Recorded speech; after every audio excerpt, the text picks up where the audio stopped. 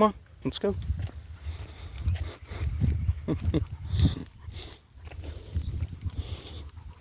Cute little girl. I find it interesting how the difference between living in town or a city versus living out in the boonies, especially if you're living kind of rough-ish. There you go, sweetheart. So for years,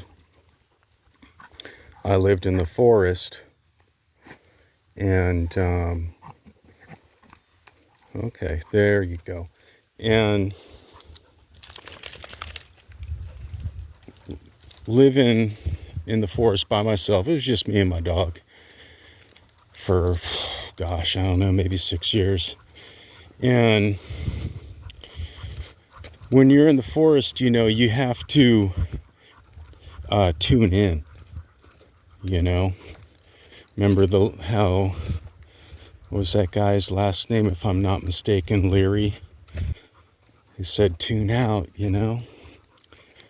And in the forest, you gotta tune in. Perhaps, well, in the forest, in the wilds, out in the boonies. Perhaps some people might refer to that as hypervigilant, but I'm not like a behavioral specialist or anything, so I don't know if that's exactly applicable. But most certainly you have to be aware of everything that's going on around you. Over the years, even if I was miles back on a trail or something, you begin picking out sounds that you might not have noticed and be surprised, you know, like, wow, man, I could hear that vehicle that's probably like 14 miles down the road somewhere. And over time, depending on where you were, I began to kind of know where the vehicles were coming from, people who lived out there, or rangers or whatever. I would know the sounds of their vehicles to a great degree by the way that they drove. You know, everybody has habits. And so there's a big, long, huge list of examples that I could give. When I would come into town once every now and again, like once a week or something like that, once every 2 weeks, depending, you all of a sudden are just flooded with all these sounds. And most of the sounds are annoying, distracting. One of the things I noticed was pretty much the first thing that I would hear when I go into town would be a siren. You know, there's always something going on, even in a small community. So that's like one of the first things I would notice before I'd even get into the town, is I would hear the sirens. And when you get into town and then, you know, you move back into town, that same type of hypervigilance works against you in certain respects, because now you are just having an overload with all the noises, and you can hear people talking, and, you know, because you get used to being able to pick out subtleties, even over a great distance. You can hear people even whispering, things like that. And so it becomes a bit overwhelming.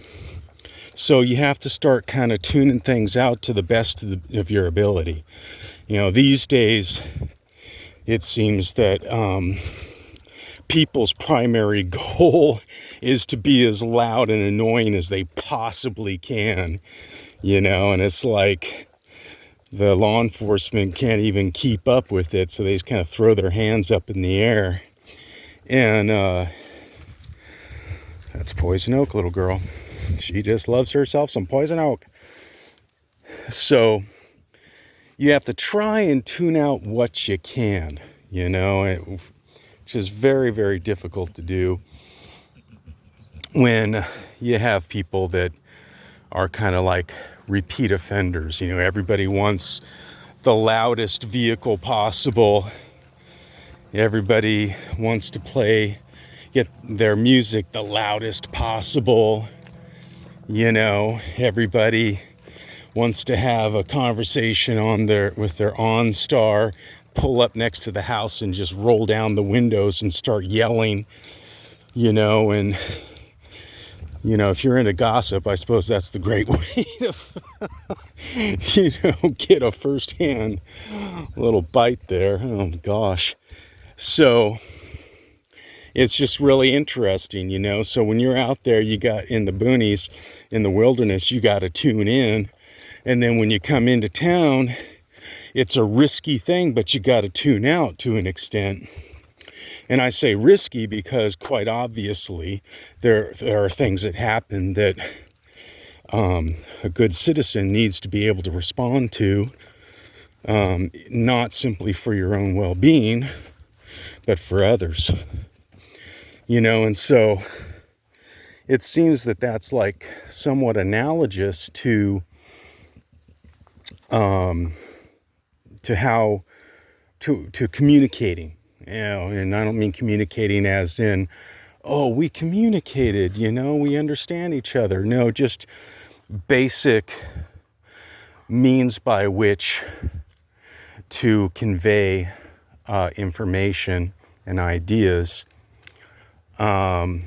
So there becomes we go back to the arguably one of the strongest traits for survival that we have is communicating with each other and taking the risk of, being gullible and whatnot, because we place some goodness or faith or natural kind of appreciation or respect for one another is kind of that strength.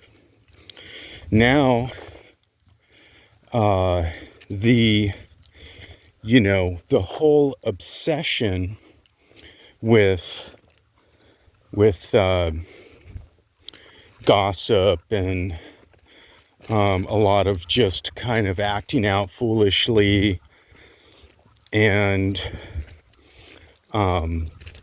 now exasperated. Now, you're not going to roll around on those little baby Poison Oaks. Oh, there she goes. Now we have to kind of learn how to tune out. Not just simply so we're not gullible, but because of, I guess, if I can use the term, toxicity. And that tuning out from one another, although understandable, is kind of like contrary to what I had mentioned about what I think is arguably one of the kind of main reasons that humans are still on this earth and manage to survive. So maybe, what this last mentioned thing is somewhat, if not, analogous to the experiences of living in the forest and then coming back into town. If you get to that degree of tuning in, and then you're in kind of an environment, if you will, where there's overwhelming kind of acting out in a kind of non-meaningful way. People are just seeking attention or whatever the case may be, or they have an issue with somebody and they want to really, create like a whole narrative around diminishing that person, so we end up having, for your own health, to tune out. And, if you care, and meaning that you understand that when you take these things on board, potentially these things you then, not only do they become a burden for you, you might not notice it, but then they can become a burden that you place on others. So in that respect, I think you should be responsible and considerate. So you might think, well, how is an idea a burden? How is a presumption, a notion, a belief, a burden? Idea is a burden. Well, once again, using the outdoors as an example or an analogy, but I say a direct example, is when you're surviving. So when it is that you're beyond exhaustion, you might be having issues with navigation. You might be lost. You could be hurt. You could be starving. You could be, as is most often the case, you could be, and having an issue with lack of water or lack of good drinking water. So as your stress levels increase,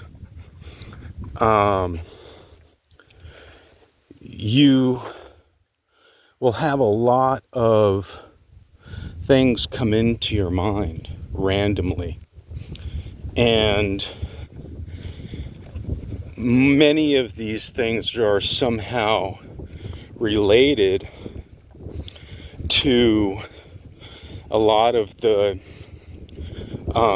ideas that you hold. If you have a bigoted idea about something, if you have really strong extreme beliefs about something, if that you're so convinced about that your character, and I mean character as in character acting, is completely based on. And it's easy for people to sit back and think that this is, silly, but what percentage of people do you think find themselves in a situation where that would be quite literally, not literally, literally the,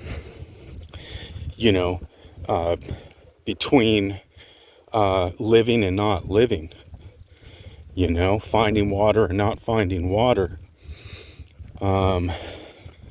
A lot of the deprivation and death that occurs is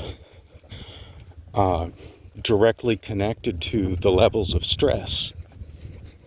And so those, I would say that that's when you are faced with yourself. And at least for the time that you have to tend to yourself, if you're in an extreme outdoor situation where you're dealing with some emergency or challenges, that can be the kind of the tipping point, the life or death tipping point.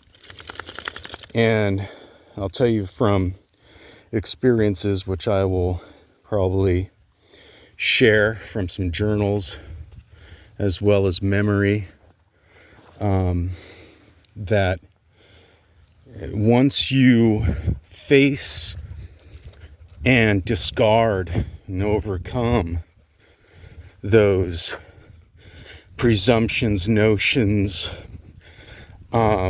self-righteousness, all the belief that you have, that you may have or may not have noticed, result in major life decisions, but also judgments that you have cast down upon people. So bringing us back to today, and with how it is that certain technical ability to augment our communication capabilities, that is to say, the internet and the variety of forms of social media and what have you, the phone that I'm recording this on now, and all the world of stuff that could be accessed through it. We're in like overload of a lot of these presumptions, notions, judgments, burdens on our psyche, burdens that we place on others.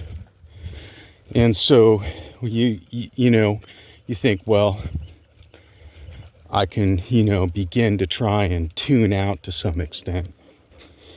Well, then you meet people, and normally that's a good process, for better or for worse, humans keeping that ability to meet each other and to communicate. And now that has been detrimentally affected, so that you're a little bit concerned about really communicating or talking or even being around other people, because they're so ramped up, amped up, and hyped out and diluted by their social media and all these other things, that there's distrust is festering. And we can say this generation and the other generation, and that's fine.